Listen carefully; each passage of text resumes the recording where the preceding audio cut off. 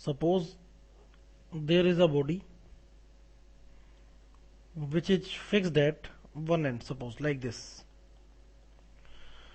and we apply a force P here. The area of cross section here is capital A, suppose.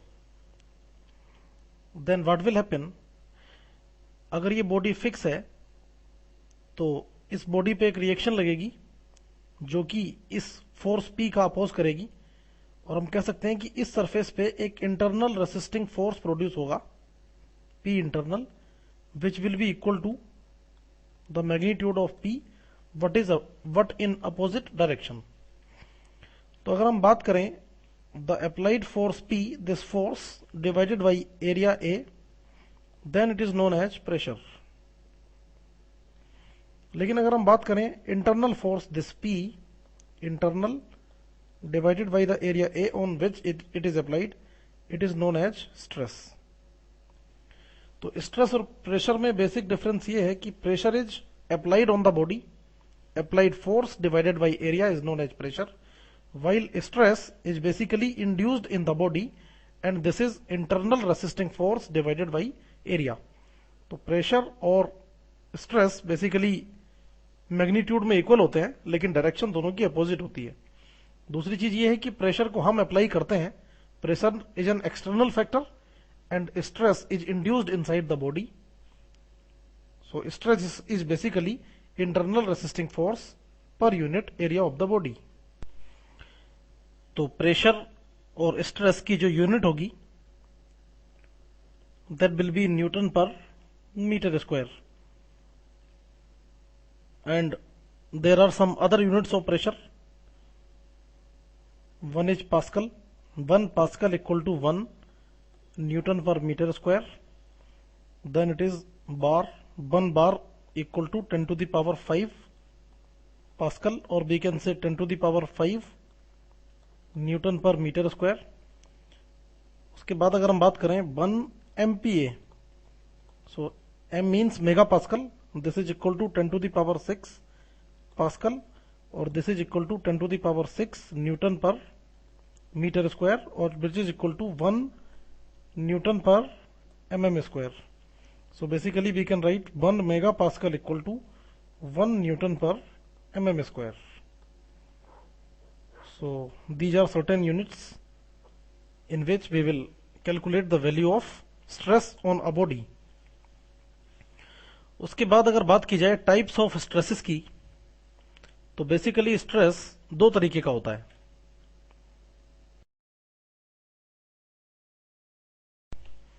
अगर किसी body पे इस तरीके से फोर्स अप्लाई किया जाए कि वो किसी एरिया के परपेंडिकुलर अप्लाई हो, लाइक दिस.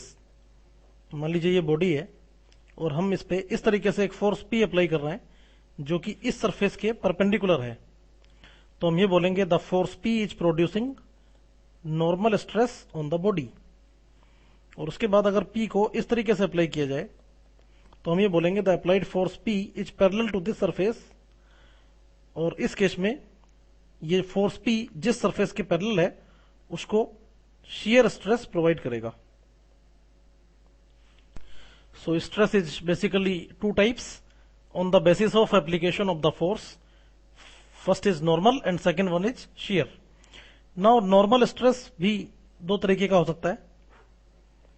अगर किसी फोर्स को हम इस तरीके से अप्लाई कर रहे हैं, मान लीजिए एक फोर्स P यहां पे अप्लाई किया और एक फिर फोर्स P यहां अप्लाई किया जो कि बॉडी को कंप्रेस करने का काम कर रहा है, तो इस तरह के स्ट्रेस को बोला जाएगा कंप्रेसिव स्ट्रेस. बट ये नॉर्मल स्ट्रेस है. और दूसरा ये है कि मान लीजिए कोई बॉडी है और उसके ऊपर दोनों एंड्स पे हम इस तरीके से फोर्स P अप्लाई कर रहे हैं जो कि बॉडी की लेंथ को इंक्रीज करने का काम कर रहा है, तो इसको बोला जाएगा टेंसाइल स्ट्रेस. तो बेसिकली नॉर्मल के दो पार्ट हुए, कंप्रेसिव और टेंसाइल. टेंसाइल में बॉडी की लेंथ इंक्रीज होती है और कंप्रेसिव में बॉडी की लेंथ डिक्रीज हो जाती है. लेकिन बॉडी किसी भी केस में जब भी स्ट्रेस बॉडी पे अप्लाई होगा, body will always be in equilibrium. जब तक बॉडी इक्विलिब्रियम में नहीं होगी उस बॉडी में कोई भी स्ट्रेस डेवलप नहीं होगा. तो इसका मतलब ये हुआ कि अगर किसी बॉडी में स्ट्रेस को जनरेट करना है तो या तो बॉडी को एक एंड पे फिक्स रख के उस पर कोई फोर्स अप्लाई कर दिया जाए, या हम ये कहें कि बॉडी अगर दोनों एंड पे फ्री है तो दोनों एंड पे equal and opposite force apply करिए so that the stress can induced in the body.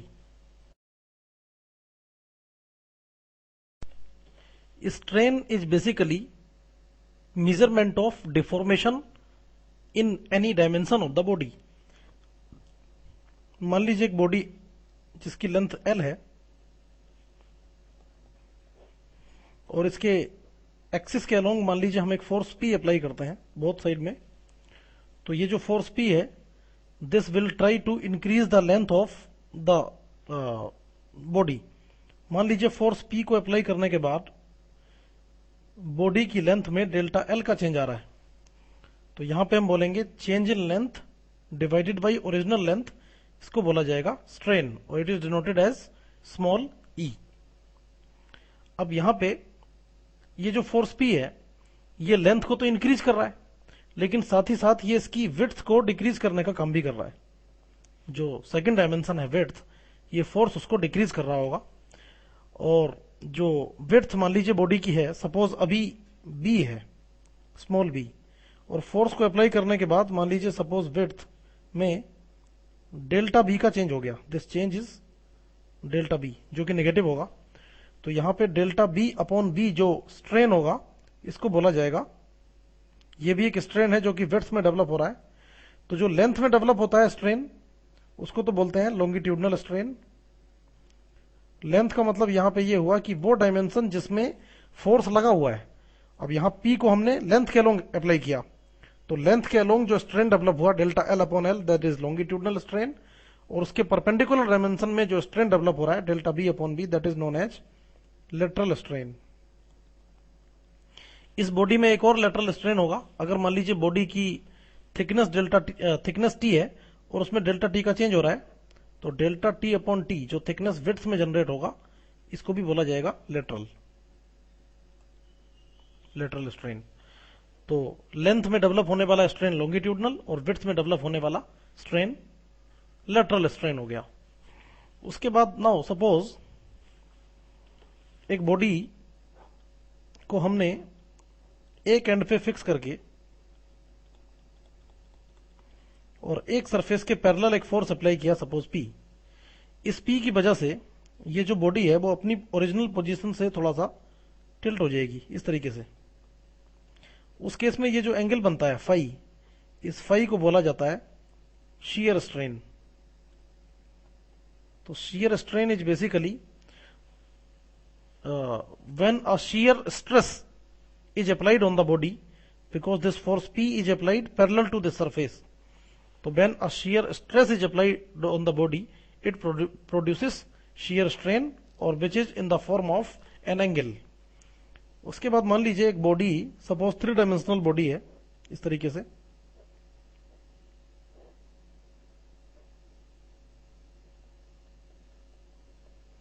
और इसकी सारी सरफेसेस पे हम फोर्स P अप्लाई कर देते हैं इस तरीके से लाइक दिस. लेंथ विड्थ और थिकनेस तीनों सरफेसेस तीनों डायमेंशन के अलोंग अगर फोर्स P अप्लाई कर दिया जाए तो इसकी लेंथ विड्थ और थिकनेस तीनों में कुछ चेंज होगा. तो मान लीजिए अभी इसका वॉल्यूम V है जो कि बाद में हो गया V plus delta V. Suppose there is a change in volume delta V, तब हम बोलेंगे change in volume divided by original volume, this is known as EV और इसको बोला जाता है वॉल्यूमेट्रिक स्ट्रेन. तो these 4 types of strain are induced in the body when the body is subjected to some external forces.